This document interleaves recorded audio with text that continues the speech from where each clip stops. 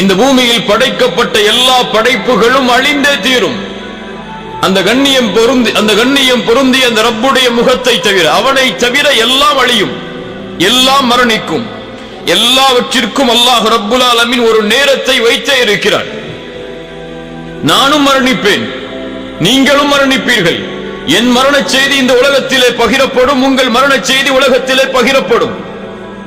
அதுவும் இந்த காலம் மறுமை நெருங்கிக் கொண்டிருக்கக்கூடிய காலம். ரசூலுல்லாஹி ஸல்லல்லாஹு அலைஹி வஸல்லம் சொன்னார்கள், மறுமையுடைய அடையாளங்களில் ஒன்று மௌத்துல் ஃபஜ்அ, திடீர் மரணம். உறங்குவார், காலை எழுந்திருக்க மாட்டார், விளையாடி கொண்டிருப்பார், திடீரென்று நெஞ்சை பிடிப்பார், மரணித்து விடுவார். திடீர் மரணம் ஏற்படும் மறுமைக்கு முன்னால்.